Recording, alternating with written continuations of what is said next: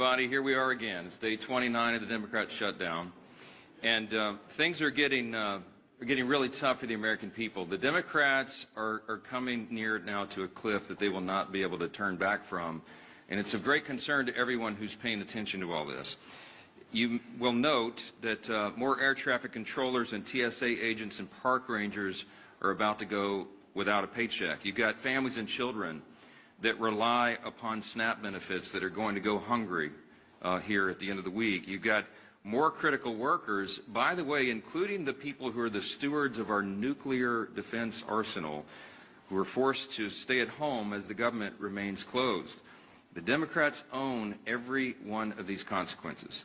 So we want to point out a couple of important facts this morning for you. It's no coincidence that polling this week confirms that over 70% of the American people believe the Democratic Party is out of touch. And amazingly to us, still every day, they turn their backs on more and more hardworking American families to prolong their pain. And that is exactly what's being felt here. It is incredible to us that they've now voted 14 times between the House and Senate to reject the clean, simple funding bill that would simply reopen the government. 14 times they have thumbed their nose at the American people in spite of their pain that they themselves have acknowledged. And as we've explained here, the motivation behind that is very clear. And this is why the polling is indicating what it is. The people know the Democrats are responding to fear. It is their fear of the most radical far-left voices in their party that has made them decide to obey the demands of the far left and to shut down the entire government and thereby inflict all this pain on the people. And almost comically at this point, the Democrats are still out trying to convince you that this is somehow Republicans' fault. But the facts are the facts, and the American people can see that very clearly. They see the truth. We brought you a handy scorecard here so you can, follow the votes. I mean, this is very simple. The votes to pay the troops and federal workers and continue SNAP benefits and get air traffic controllers and Border Patrol agents paid. This is the vote tally. You see the dates here. The House did our work back on September 19th, and we voted, Republicans voted yes. Democrats voted no on all those things. And the Senate has now done it an additional 13 times. These are the votes. No one can say that this is in any way the fault of Republicans. We have a clean, simple bill, and everybody knows it. House and Senate Democrats are openly admitting that this is their shutdown. You have seen the highlight reel of all of them stumbling into admitting that. And yet they're also incoherently claiming that the shutdown is somehow on the fault of the other party. And the people aren't buying it. And that's why the polling continues to show that the approval of Republicans in Congress is rising with each passing day. And the Democrats, at the same time, Democrats in Congress have the lowest approval rating they have ever had since polling began, since recorded polling began on these metrics. And here's just an example yesterday. For example, CNN polling showed yesterday the approval of Republicans in Congress is up 8% since the shutdown began among independents. I mean, that's an important metric because people are paying attention. They understand what's happening and they see who is responsible. It's a really important thing to watch. Ronald Reagan used to remind us that you can always trust the American people, and we do. We trust their intelligence, and we trust their understanding of basic civics. In fact, we trust the American people's understanding of civics far more than the Democrats in this building right now. And a quick reminder of that is the people know that in the House of Representatives, you need a majority vote. You need 218 votes to pass legislation, to pass a clean, continuing resolution to fund the government. That's exactly what we did on September 19th. They also know that in the Senate, you have to have 60 votes to pass substantive legislation.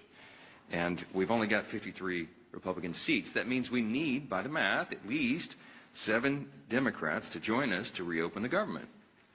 Now, in other words, the Democrats are the only reason that the government is closed, and there is no other way to spin that, to make something else true about it. And of course, the Democrats know all that. We've seen their party leaders, and we've now made their phrases and their comments famous here every morning. Chuck Schumer, Whip Catherine Clark in the House. They've openly admitted that they're using the pain of the American people as their leverage. Why? To show to their base that they're fighting. And they're counting on the American people not noticing all this. And that's the very reason why we have to come in here every morning and relay the simple truths. I mean, somebody handed me this as I was walking in here. Yesterday, according to the Media Research Center study, by a 2.5 to 1 margin, the Capitol Hill press corps has tweeted more about the House calendar during the shutdown than the negative consequences of the Democrat shutdown, than the troubles that we have, the hardships that are being experienced because of the troop pay and WIC funding and flights grounded and SNAP funding. You guys are writing more about the House calendar than the real pain that's being inflicted on the American people, and that's why we have to come in and relay the simple facts. Now, there's a misguided strategy that the Democrats are pursuing right now, and it reveals two important things that can't be glossed over. Number one, it shows they have no cards to play except to try to blame the other team, which is ridiculous, and it shows how little they think of the American people. They had a rally a couple weeks ago. They tried to portray President Trump as a king, and we pointed out, again, the obvious truth. If the president was a king, then the government would be open. He's been trying to do that. And low-income families would be getting the food assistance that they need by Saturday. Republicans cannot wave a wand and reopen the government on our own. We must have a handful of centrist Democrats in the Senate do the right thing. And any Democrat suggesting otherwise knows exactly what they're doing, and they insult the intelligence of the American people. And by the way, every reporter in this room when they do that. Unlike Democrats, Republicans have nothing to twist or spin. We are just simply here relaying the simple facts and the truth. And the American people are responding to that. And that's why the polling indicates that they trust us more than the other side, because we are the ones here telling you the truth. We have nothing to hide. They are trying to obscure the facts. And by the way, the biggest unions are beginning to say the same thing. On Monday, the largest union of federal workers, the American Federation of Government Employees, came out, as you saw, and publicly urged Democrats to join Republicans and pass the House's short-term funding bill. The union president said, quote, "A strong America requires a functioning government, one that pays its bills, honors its commitments, and treats its workforce with respect by paying them on time." Amen to that. Of course, we agree. But it wasn't just the AFGE. You had the same commentary, the same plea by the National Association of Air Traffic Controllers, the Coalition of Airline Pilots Associations, the NetJets Association of Shared Aircraft Pilots, the Allied Pilots Association, the Southwest Airlines Pilots Association, the leader of the Teamsters, and the New York Steamfitters Union. They're all coming out.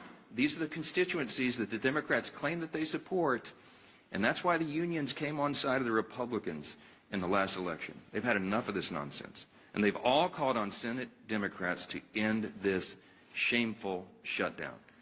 And it is a shame. The Democrats need to be publicly prodded by their millions of hardworking Americans to just simply do the most basic function of their jobs. A rational person would read the pleas of the federal workers and conclude that it is time to end the charade and turn the lights back on. But the Democrats are not rational right now, and they've deliberately ignored the plight of all these federal workers around the country. People are going to remember this, and they should. I want to quote to you a couple of senators over there on the Democrat side. Listen to this nonsense.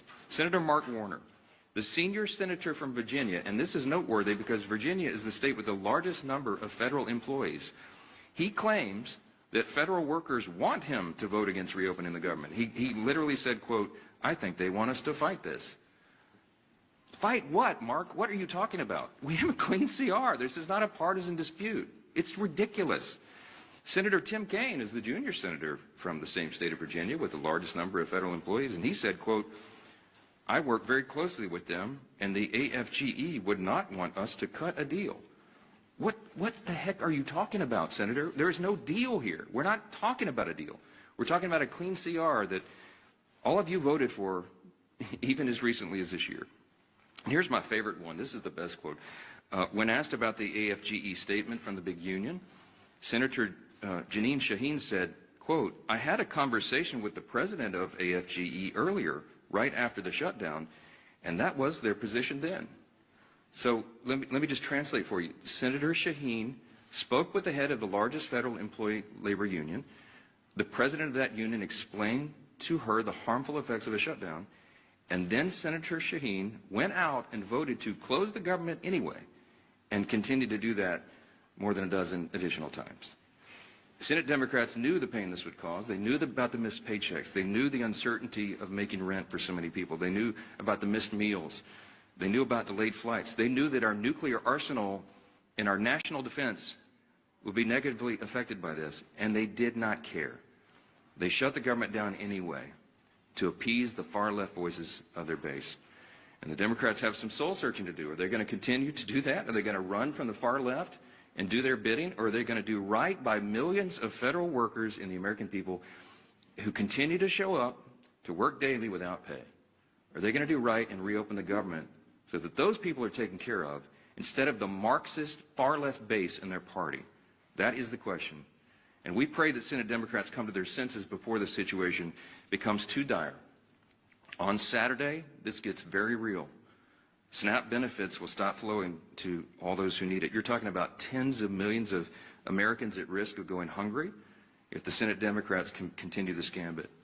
Instead of taking a simple vote to fund the government, which Senate Democrats have now had more than a dozen opportunities to do, Democrat attorneys general are suing the federal government to try to compel SNAP benefits to flow despite the government being closed and despite the fact that there is no money to do that. Congress hasn't authorized that. The contingency fund for that was something they batted down when the Democrats decided to vote against the CR and shut the government. For Democrats, there's a much easier option on the table. Just go do your job and fully fund all these programs and all these categories of people by voting for the CR. That's it. You don't have to do anything for Republicans. Just do your job for your constituents. Until Democrats recognize the pain that's gone on for so long, Republicans will be in their districts helping their constituents clean up the mess that Democrats are making and help them make ends meet and help them find the assistance, the food assistance, and all these other things that they're going to have to rely upon. And joining us this morning to discuss the Democrats' shutdown impacts on our national defense and on foreign affairs is our great chairman of the House Foreign Affairs Committee and a decorated veteran of the U.S. Army, our good friend, Chairman Brian Mast. Brian?